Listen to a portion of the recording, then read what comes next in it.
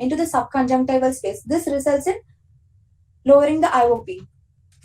Moving on to the history, Louis D. Baker is the father of glaucoma filtering surgery. In 1960s, Keynes developed trabeculectomy.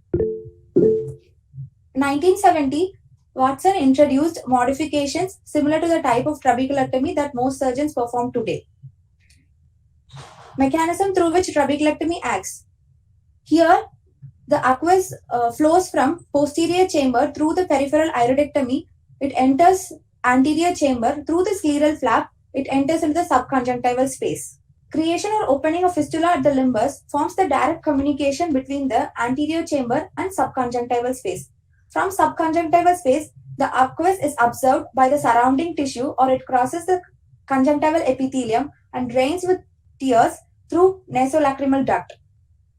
Indications of trabeculectomy include failure of conservative therapy to achieve good IOP control or disease progression, poor compliance to medical treatment, intolerance to medical therapy due to side effects, and patient preference. Pre-op workup and evaluation plays an important role in trabeculectomy surgery. Here we have to assess for the lid hygiene. Conjunctiva should be assessed for prior surgery, scarring, and allergy. Thorough ophthalmic examination should be conducted, which includes IOP, visual fields, optic nerve head evaluation. History of systemic illness should be ruled out. Anticoagulants and antiplatelets should be stopped. Medications that affect ocular surface and disrupt the blood aqueous barrier, that includes prostaglandin analogs, should be stopped 1 to 2 weeks prior surgery. Pilocarpine should be stopped before 72 hours. Moving on to steps of trabeculectomy. The first and the foremost step is we have to give adequate anesthesia. Complications of giving anesthesia include acute retrobulbar hemorrhage, subconjunctival hemorrhage, and peribulbar hemorrhage. If there is acute retrobulbar hemorrhage, the patient will present with proptosis, hardening of the eye, discoloration of the lid, and IOP will be elevated. The management of acute retrobulbar hemorrhage includes IV mannitol, lateral canthotomy with lateral cantholysis, and the surgery has to be deferred till there is complete absorption of hemorrhage. Adequate exposure is required. It can be done either by superior rectus bridle suture or corneal traction suture. Superior rectus bridle suture, the superior rectus is hold 7 millimeter behind the limbus. 4-0 silk suture is used. Complications include superior rectus hematoma and hole in the conjunctiva. Corneal traction suture, here the suture is taken 1 millimeter from the limbus with a width of 4 to 5 millimeter. Silk suture is used. A problem with this is it can cause distortion of the cornea and anterior chamber distortion. Types of trabeculectomy. Based on the preparation of conjunctival flap, it is divided into fornix based and limbal based. Fornix based is taken at the limbus. It is easier and faster. It provides good exposure, and moreover area of dissection is smaller. Good visualization of sclerostomy is possible. Diffuse blood with posterior drainage is seen, and easy placement of releasable sutures is possible with fornix based. In case of limbus based, it is taken 8 millimeter away from the limbus. It is difficult and it takes time. It does not provide a good exposure, and large area of dissection is being done. Less visualization of sclerostomy, and here the complication is a ring of steel can occur. Difficult placement of releasable sutures may occur. This is a picture showing limbal based conjunctival flap, and this is a picture showing fornix based conjunctival flap. This is a limbal based conjunctival flap. This is a picture showing a ring of steel. Ring of steel is nothing but it happens in a limbal based conjunctival flap, which leads to formation of the scar tissue. Here it affects the flow of the aqueous and it leads to formation of overhanging blood. This picture depicts how we have to expose the conjunctiva. This picture shows fornix based conjunctival flap. Adequate diathermy has to be performed, or else if the diathermy is performed more, then it may lead to scleral flap retraction and it can lead to over drainage. Complication of conjunctival flap include conjunctival buttonhole. This is the conjunctival buttonhole. This may happen due to poor visualization or inappropriate use of instruments. There is increased risk in previously operated eye. It can be prevented by gentle handling of tissues and blunt dissection. 1 second, fellows. How do you manage if you have a buttonhole like in the previous picture? Just go back to the previous picture. What is your line of management? It is a very huge defect, ma'am. So we'll need a patch graft, auto graft. Any other idea? Because you have so much of conjunctiva there. Because is it close to the edge? See the buttonhole, is it close to the free edge of the limbus, at the limbus? Yes, ma'am. So you need to just advance the conjunctiva forward and anchor it. So just presume that that piece of conjunctiva does not exist. Yes, ma'am. Yes, ma'am. Okay, you can just pull it forward and anchor the conjunctiva to the limbus. Only if it is too posterior, then you need to do a purse string suture. Yes, ma'am.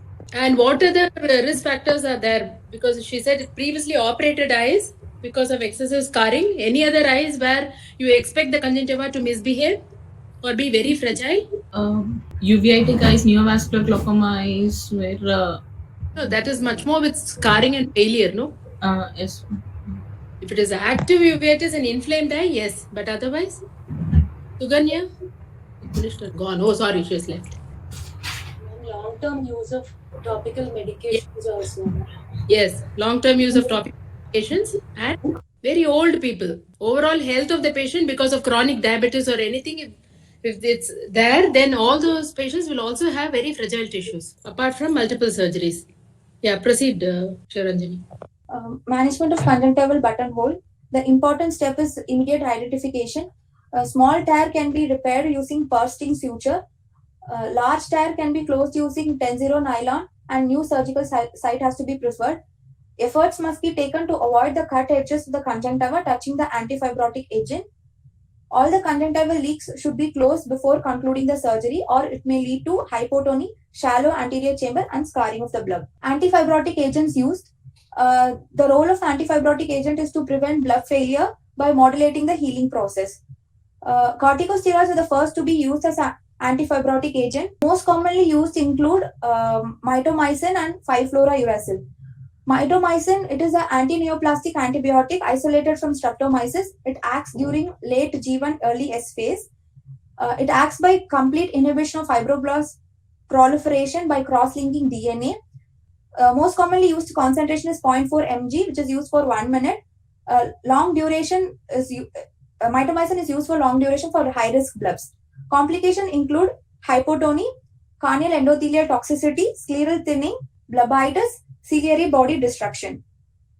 5-fluorouracil, it is a pyrimidine analog antimetabolite. It acts during S phase of cell cycle. It acts by blocking DNA synthesis through inhibition of thymidylate synthesis.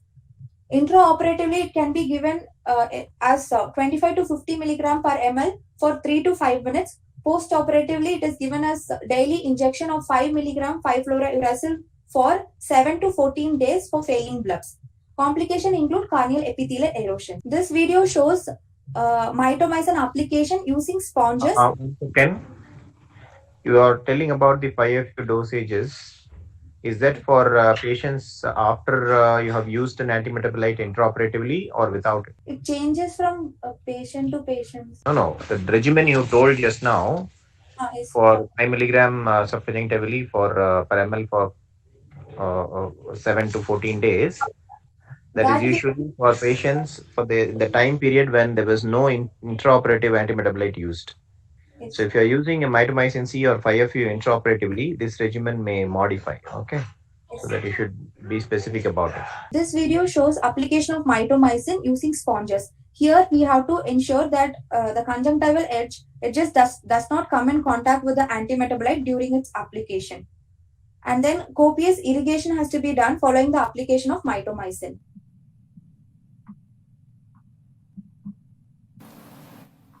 Role of anti-VEGF in trabeculectomy. Studies have evaluated the use of bevacizumab and ranizumab. The routes of administration include topical, subconjunctival, intracameral, and intravitreal. Early postoperatively, they found less vascular and more diffuse blebs compared to mitomycin. However, this effect appears to fade, and longer-term outcomes shows more vascularity and higher IOP when they are used as a single agents compared with mitomycin. Adverse effects of anti-VEGF includes vitreous hemorrhage, lens injury, retinal detachment, central retinal artery occlusion. Moving on to Ologen implant, it is a disc-shaped porcine-derived biodegradable scaffold collagen. It is biodegradable in 90 to 180 days. It acts as a spacer by mechanically separating the conjunctiva and episcleral space.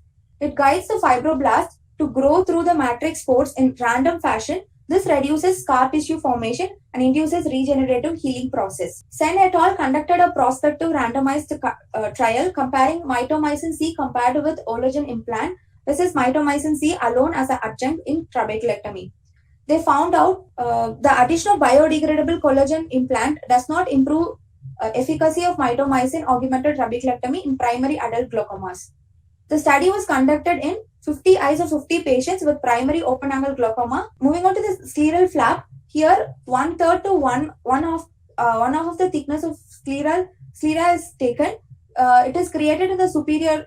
It is created superiorly posterior to the limbus. The scleral flap is centered at 12 o'clock to help prevent post-operative blood exposure and dysesthesia. Here in this video, a triangular flap is created. We can create rectangular flap of 4x4 base also. Care must be taken to reach up to the limbus, exposing the blue zone.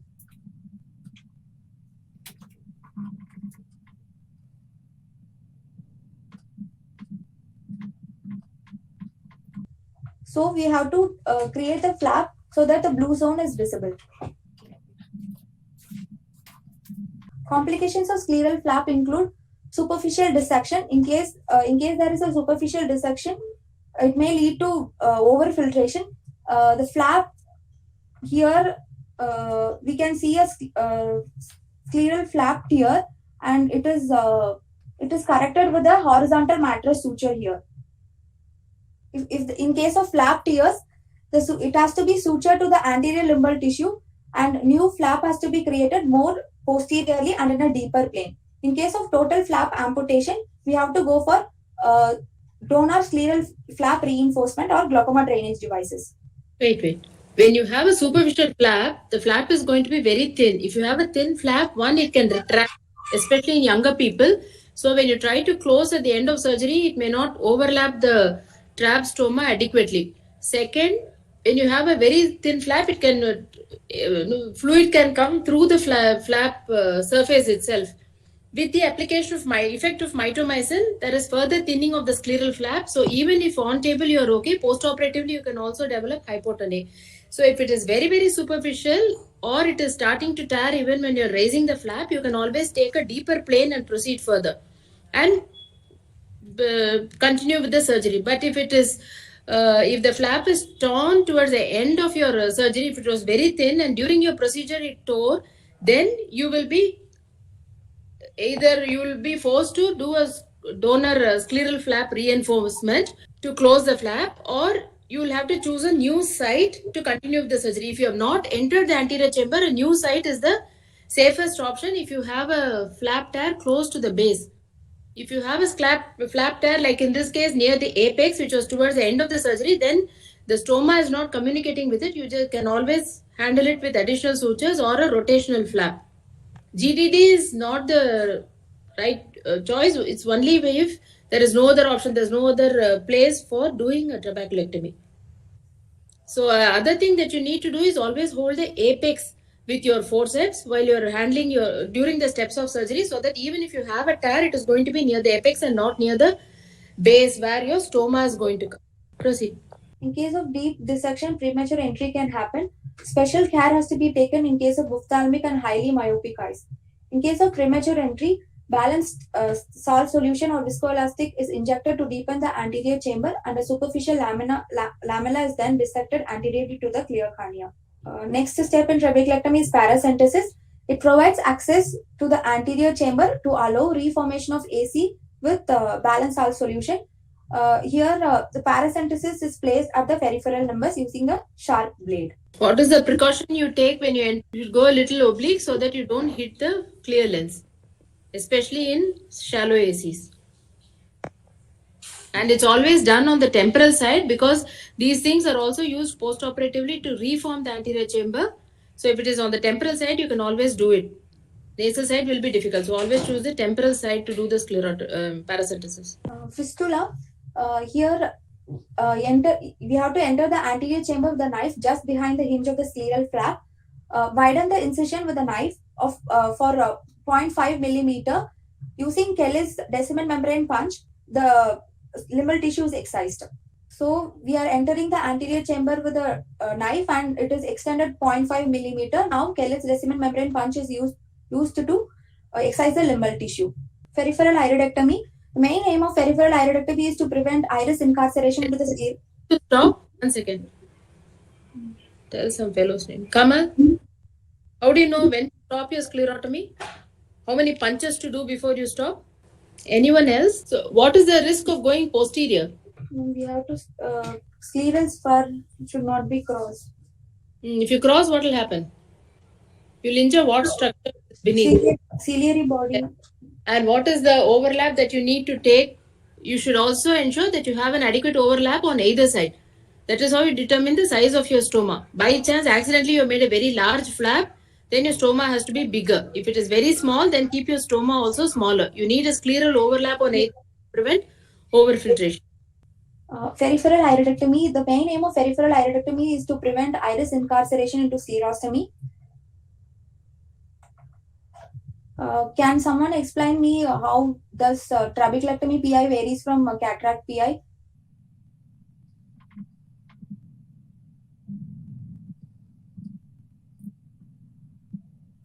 Trap PI is done the base of the iris, near to the base of the iris, and YAG PI is done near the periphery of the iris. Here in trabeculectomy PI, the base has to be wide, and in case of cataract PI, the base is in V shape. So the devacus is horizontal in trabeculectomy, whereas it will be radial in a cataract surgery because you don't want the iris incarcerating into the stoma. Yeah. And is PI always mandatory? Not mandatory, ma'am. When can you skip a PI? Ma'am, in pseudophakic eyes, we don't need to. Guys. And anything else? Not only just any pseudophakic eye, something else also. If the iris is taut, or if there is a posterior sanicae and the iris is adherent to the tissues beneath. Scleral flap suturing. Scleral flap is approximated with 10-0 nylon.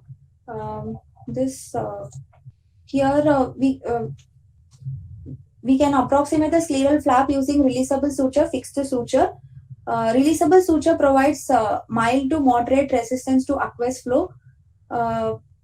Loose sutures promote filtration, and tight sutures will avoid hypotonia and flat AC. What other material can be used for suturing? What's the advantage and what is the outcome? Vicryl it will work, like instead of taking a releasable vicryl suture can be placed, and but if we need early lysis, then ALS has to be performed. Okay, and the outcomes are equally comparable. Conjunctival closure. Conjunctival closure must be watertight. 10-0 nylon is used for conjunctival closure. Here in this video, the conjunctiva is closed using interlocking suture.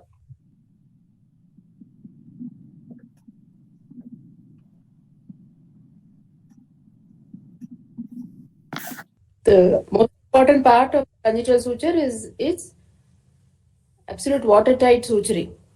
So, and the main thing is the free edge near the limbus should be well opposed and tight across the cornea. Otherwise, with each blink, the conjunctiva is going to continue to move across the limbus, and that is how the epithelialization gets delayed. So that's the main thing that you all have to watch when you're doing your trabeculectomy. That both free ends are tightly stretched across the limbus. The remaining buttonholes and all can leave the conjunctiva loose, but it should be watertight plus tightly stretched across your limbus. And always find the free edge in suture. Many times when I see you are all taking somewhere, whatever conjunctiva comes in your hand, you're taking a suturing. Because of the during the surgery, many times the conjunctiva balloons up a little, so the free edge is slightly rolled up inside. One of the clues will be the pigmentation of the stem cell that you can see, which you can to identify your free edge and then anchor it to the limbus. Move on to Moorfield Safe Surgery System. This it is designed to improve the surgical outcome for patients following trabeculectomy. Here, the site of surgery preferred is superior half of the globe. It is the safest site. It reduces incidence of inflammation, endophthalmitis, dysesthesia, and recurrent subconjunctival hemorrhages. Traction suture, which is preferred as corneal traction suture because it avoids superior rectus hematoma. Conjunctival incision, Fornix-based conjunctival flap is preferred to minimize the surgical trauma and wound leakage. A conjunctival incision of 5 to 10 millimeters is made at the limbus without any relieving incisions. Scleral flap, rectangular scleral flap is preferred with 2 side incisions, not completing the side incisions right up to the limbus. The aqueous is directed backwards over a wider area, encouraging greater posterior flow and a more diffuse blood. Sclerostomy of size 0.5 millimeter is done in here. It is perpendicular precisely at the sclerolumbar junction. Appears at the anterior part of the trabecular meshwork, reducing the chance of bleeding or damage to the ciliary body. Peripheral iridectomy, use of infusion, gentle pressure on the back of the wound brings the iris into the wound, allowing the iridectomy to be cut without intraocular manipulation, which minimizes the trauma. Antimetabolite treatment, mitomycin is applied at a concentration of 0.2 to 0.5 milligram per ml for 3 minutes, or alternatively 5-fluorouracil may be used. Circular medical grade polyvinyl alcohol sponges are used. This reduces the chance of post-operative wound leakage or dehiscence. Paracentesis and infusion allows improved control of the anterior chamber depth parallel to the limbus. Scleral flap suture, it emphasizes the advantage of an infusion that the flow and the final intraocular pressure can be set more accurately. Conjunctival closure with continuous nylon suture and buried knots in shallow corneal grooves. Advantage of this is this eliminates central conjunctival retraction, leaks, suture discomfort in patients. And the Moorfield, the incidence of ring of steel has also come down, because ring of steel used to occur when mitomycin used to be applied in a localized area and the conjunctiva used to be brought forward over it and draped and kept in that place. So that caused more thin splits with mitomycin C. Plus, there was localized filtration and the scar, especially with the limbus-based flap, the scar that used to occur at 8 millimeters, where we make the conjunctival and Tenon's incision, that used to scar down and freeze at the get adherent to the sclera. So whatever filtration was collecting near the limbus was causing a stretch of the conjunctiva there, thinning, localized cystic blebs, plus the ring of steel around it. And once the scar forms, the intra-bleb pressure to rise, and that used to increase the bleb height, cause further thinning, cause dysesthesia, bleb leak, everything. So with the diffuse application of mitomycin, the ring of steel incidence in Fornix-based flaps have reduced. Post-operatively, bleb can be assessed like ideal bleb and failed bleb. For ideal bleb, there should be numerous cysts and the bleb should be diffused with moderate elevation. In case of failed bleb, there will be loss of microcysts, increased vascularization will be seen, and dense collagenous connective tissue scarring will be seen. Grading of bleb can be done either with Moorfield's bleb grading system and Indiana bleb grading system. In Moorfield's, we consider diffusion area of the bleb, height of the bleb, and vascularity. In case of Indiana bleb appearance grading system, we consider bleb height, horizontal extent of the bleb, vascularity of the bleb, and sedals. Moving on to the post-operative complications of trabeculectomy, it can be divided into early and late. In early post-op complications, the patient can present with shallow AC or deep AC. Shallow AC, low IOP, the causes are wound leak, excessive filtration, and choroidal detachment. Shallow AC, high IOP, the causes include pupillary block, aqueous misdirection, suprachoroidal hemorrhage. Deep AC, low IOP causes overfiltration, and deep AC with high IOP leads to failing blood. Here, patient presents 1 week after surgery with blurred vision. On examination, if IOP is found to be 4 millimeter of HG. This is a slit lamp picture of this patient. Can anyone comment on the slit lamp picture? Very shallow AC and there's hemorrhage inferiorly. How will we proceed? And the other thing is, there is no Okay, you'll say that there is iridocorneal touch, but the lens is still separated from the cornea. So, what are the possibilities in this eye? Yes. So, shallow AC with low IOP, she just now told causes. Choroidals. Overfiltering blood vessels. Overfiltering. Or leak. Then, Choroidal detach. choroidal detachment and Boom. 3 causes.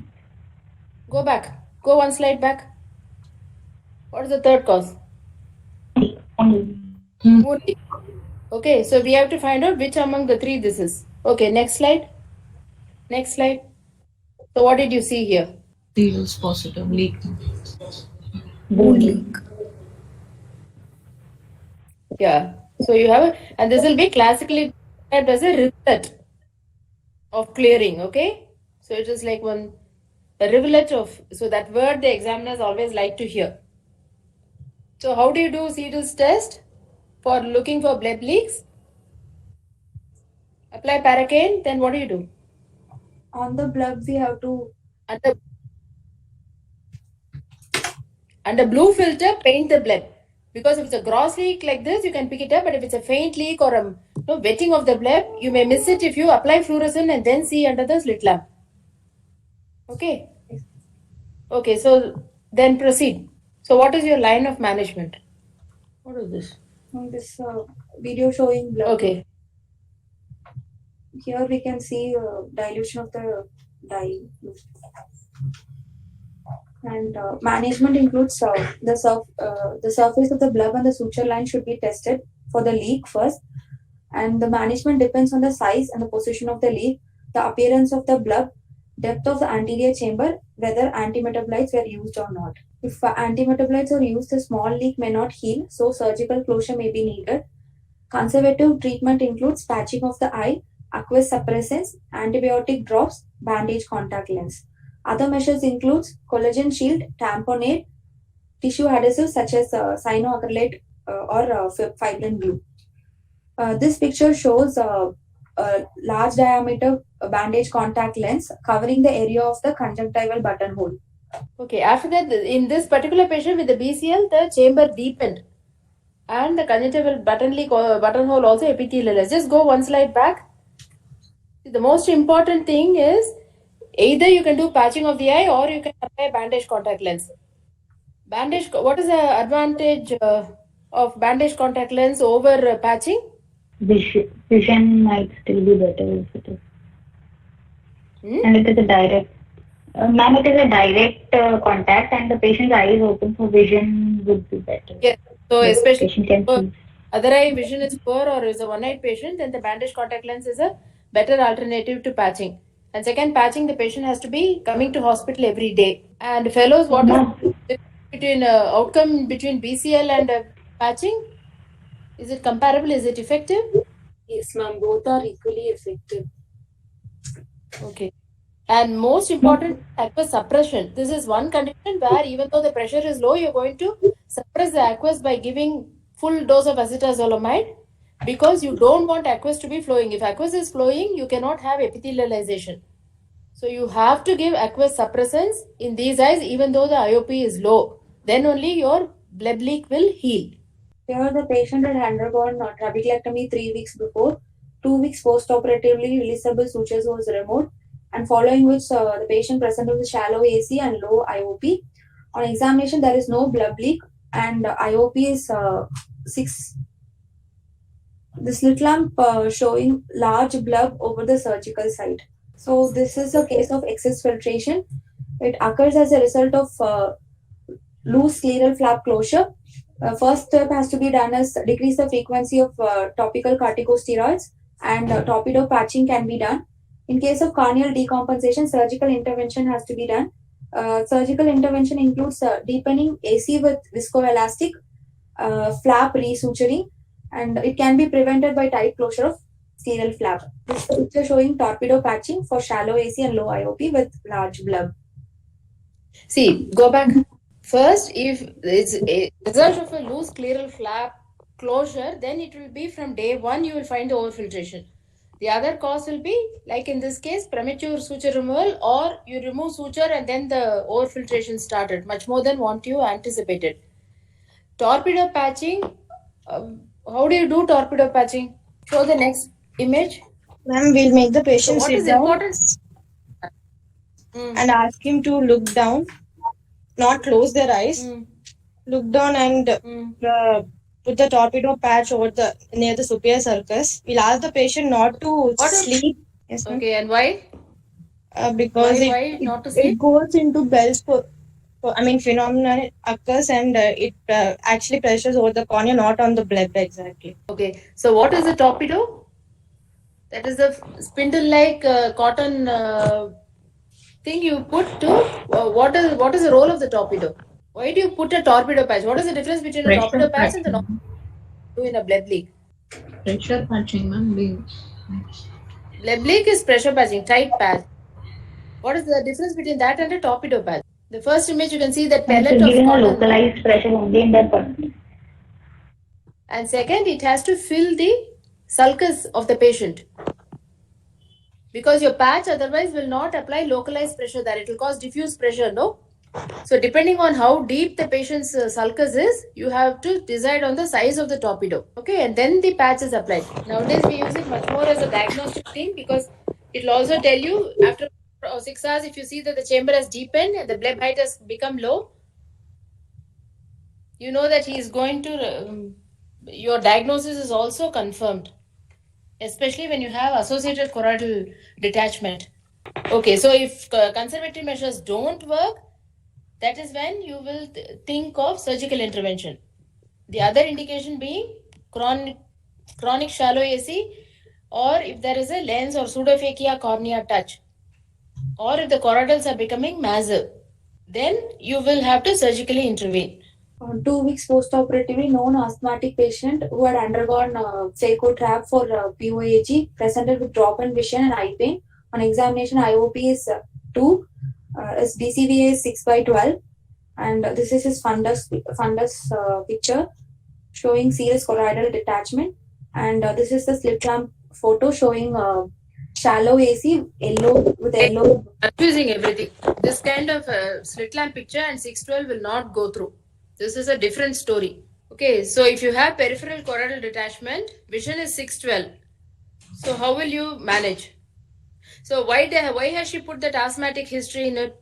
Somebody tell an answer. Cough.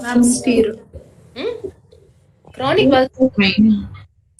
Okay, any straining, chronic constipation, BPH, all that should be a part of the history taking, both pre-op, whenever you're doing a glaucoma surgery, as well as post-operatively, if you find that patient was doing well and then gradually something else is happening, and you were sure that you closed the eye nice and tight when you got up, you have to look for other causes. It can be something as simple as chronic constipation, or he may be lifting water at home. So here you have peripheral choroidals, vision is good, and if the chamber is shallow but formed, you can't you go to the next slide?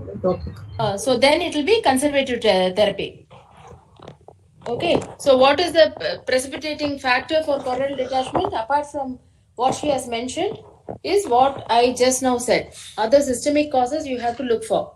Any other reason that can precipitate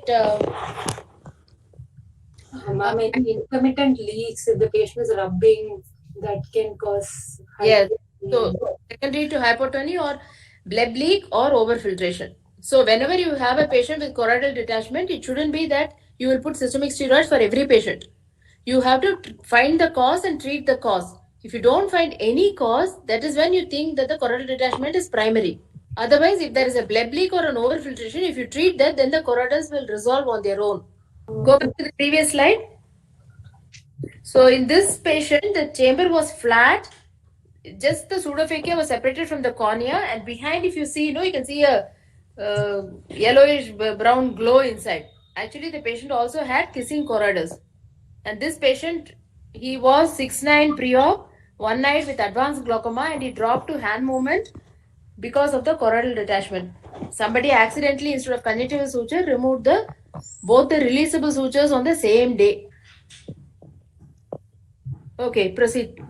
So when you have that kind of a picture, then it is a surgical intervention. So what is the indication for surgical intervention? Tell Shiva Ranjani. Indication of surgical intervention includes carnio-lenticular touch or large non-resolving effusions, and if the patient is unable to tolerate. kissing choroids. Yes. See, what is not large for you may not be large for me. So it has to be either kissing choroids, or if it is any other thing, unable to tolerate systemic steroids. Anything else, fellows? Ma'am, if it's chronic, persistent for a long time, which is affecting the vision, ma'am, not resolving with topical and conservative management, ma'am. If it's persisting for more than 2 to 3 months. That's not non-resolving. Very old people, because their RP pump itself will be weak. So it will not be able to pump out the entire choroidal out. So they'll take very long time to resolve. Or in patients with split fixation.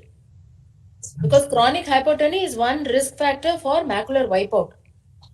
So in those patients also, you may be a little more aggressive in thinking of a surgical intervention over a conservative management.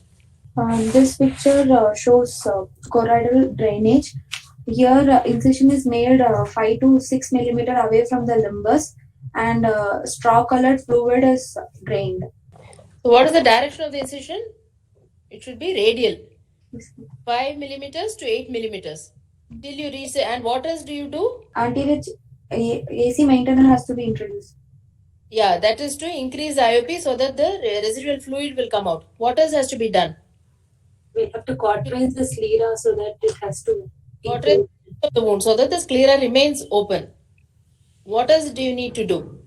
You should introduce a cyclodialysis spatula or a repositor in the suprachoroidal space to release adhesion, so that sometimes you'll have pockets of fluid if that's been there for a long time, so that the remaining effusion also comes out. And at the end, you have to do an indirect ophthalmoscopy and confirm that one, it has gone back. You can still have some residual pockets, and second, that there is no residual retinal detachment or something. Retinal break, because subretinal some amount of SRF can remain. So do an indirect on table also before you close. And the conjunctiva will be closed with interrupted sutures, not a tight, watertight suture, because you want the residual fluid to drain. This scleral opening will remain patent, just like you do in high hyperopes and all. Elevated IOP and shallow AC. Causes can be pupillary block, aqueous misdirection syndrome, and suprachoroidal hemorrhage. Pupillary block, here iris bombay is seen, which is usually associated with central deep AC with peripheral flat AC. And aqueous misdirection syndrome, it is caused by posterior diversion and pooling of aqueous in the vitreous cavity.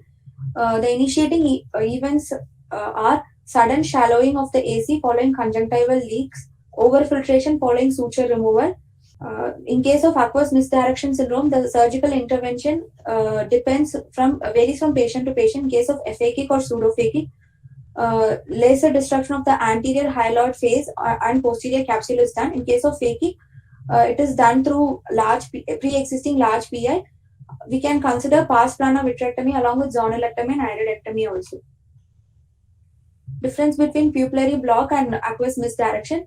In pupillary block, the peripheral iridectomy is blocked, and we can see peripherally shallow AC and centrally deep AC, which is iris bombay, and lens iris diaphragm is moved forward in case of pupillary block. In case of aqueous misdirection, PI is patent and AC is shallow uniformly, and lens iris diaphragm is normal. The lens iris diaphragm will be forward in malignant glaucoma. In pupillary block, it's only the iris that is bowing forward. So the lens will be where it is. That is why the central AC is deep. Okay. So in pupillary block, just like you've seen so many, the iris will be ballooning forward. The lens will be where it is supposed to be, because your posterior synechiae or whatever preventing aqueous from coming out. Here the vitreous cavity is now, the fluid is misdirected behind. So the whole lens iris diaphragm will move forward and you'll have a uniform shallowing of the anterior chamber. Suprachoroidal hemorrhage. Here the patient present with abrupt onset of pain, nausea and loss of visual acuity. On examination, there will be peripheral and central flat AC. Risk factors include aphakia or previous vitrectomous eyes. Here this maroon colored fluid is the suprachoroidal hemorrhage. Always see the color difference between this and the serous choroidal effusion. That will classically call straw-colored fluid. Okay, so when the examiner asks, you should say it's a straw-colored fluid that comes out. USG shows blood in the suprachoroidal space. Here the visual outcome is poor. Surgical intervention has to be done in case of kissing choroidal detachment, vitreous incarceration, and vitreoretinal adhesions. Drainage can be done once liquefaction occurs, that is 5 to 10 days. It is usually done through inferiorly placed sclerotomy with a constant infusion of balanced salt solution in the anterior chamber. Not a fixed inferior one.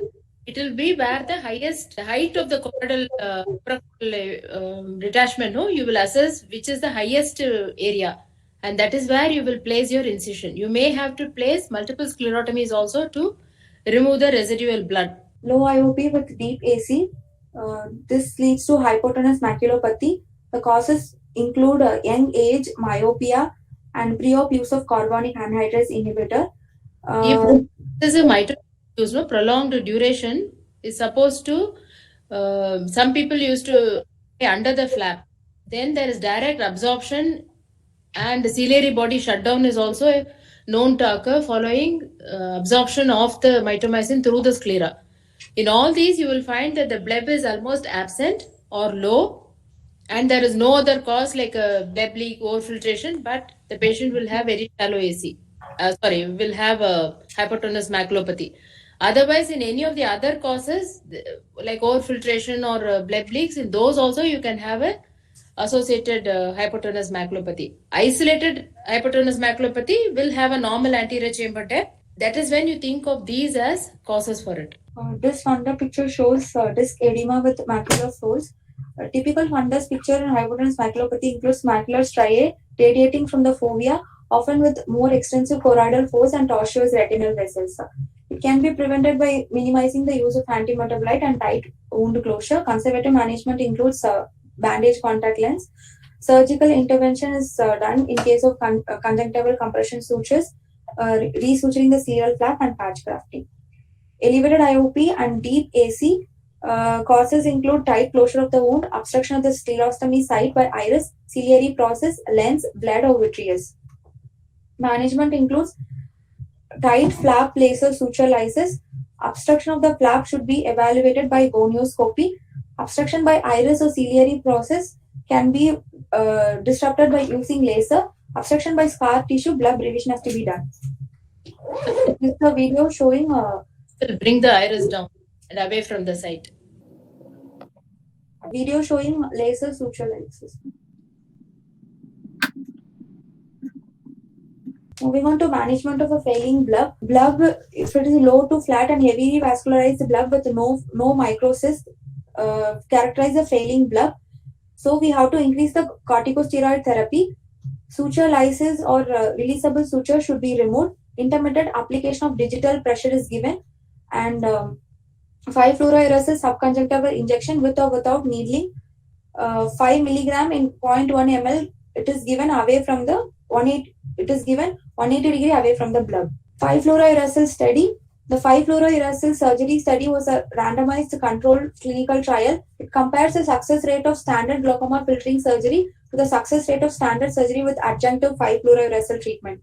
The purpose of the study is to determine the efficacy and safety of subconjunctival 5-fluorouracil injection after trabeculectomy in patients with poor prognosis, to determine the risk factors for surgical failure and to examine the relationship of intraocular pressure and visual function. For 5-fluorouracil group, 5 milligram of 5-fluorouracil injected twice daily on 1st to 7th post-op day and once daily on 8th to 14th post-op day. Success is defined as no need for additional surgery to control IOP and no IOP recorded more than 21 at or after 1 year of follow-up. Factors associated with success rate include pre-op IOP, number of conjunctival 5-fluorouracil injections during previous ocular procedures, and the time period between the study filtering surgery and previous intraocular surgery. 5-fluorouracil group showed higher rate of late onset filtering bleb leak and more cases of endophthalmitis. Encapsulated bleb, it is also known as tenon capsule cyst. It is characterized by highly elevated smooth dome bleb with large vessels. Typically develop within first 2 months of surgery. Long-term topical glaucoma therapy, limbal placed flap includes the risk factors.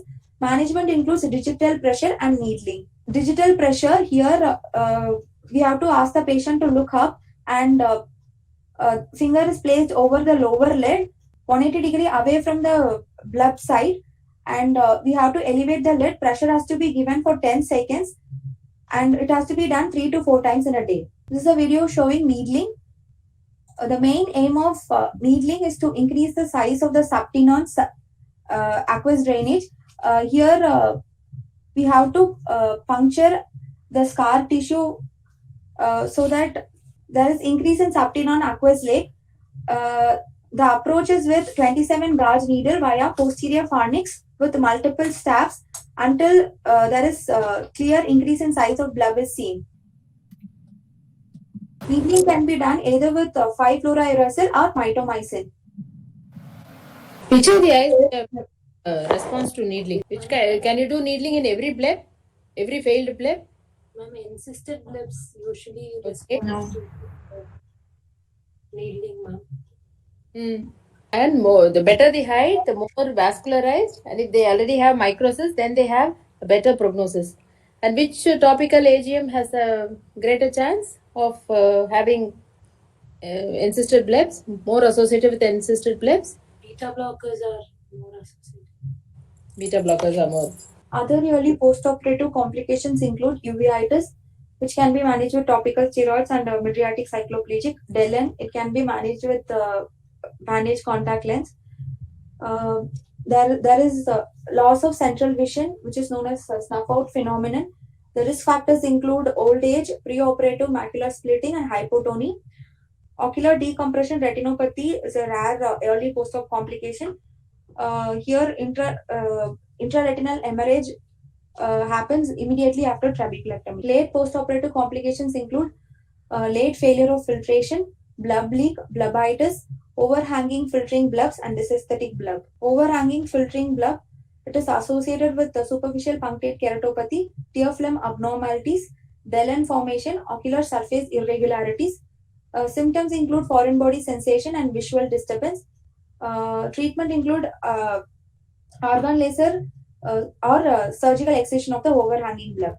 This is a dysesthetic bleb. It causes ocular discomfort due to effect of the interrupted tear film distribution over the bleb and cornea. It is seen more commonly in a highly elevated bleb. Treatment includes aggressive surface lubrication. In case of late bleb leak, the treatment options are autologous blood injection, aqueous suppressants, antibiotics, patching with large diameter BCL. Tissue glues can also be used, cyanoacrylate glue, fibrin glue. Autologous free conjunctival flap with or without scleral patch cap can also be tried in case of late bleb leak. Moving on to blebitis. When you have a late bleb leak, if it is of recent onset, you can always try a conservative measure to see if there is history of any trauma or rubbing of eyes. Then you know it has been of recent onset. Then you can try conservative measures. Otherwise, they generally respond only to surgical intervention. If it is a small leak located closer to the limbus or to the edge of the bleb so that vascular tissue can come into that area, then an autologous blood will help.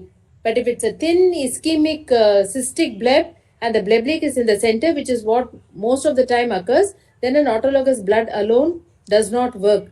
Many of the times it recurs again. It just gives us a temporary relief. So then a conjunctival advancement or a patch graft will be necessary. Blebitis, the risk factors include bleb leak, intraoperative and postoperative use of antimetabolites, myopia, and engage. It is characterized by sudden onset of pain, photophobia, discharge, hyperemic and conjunctiva with white or opacified bleb, mildly reduced vision, and an anterior chamber reaction with or without frank hypopyon. Classic description of blebitis is a white on red appearance of the opacified bleb surrounded by the hyperemic conjunctiva.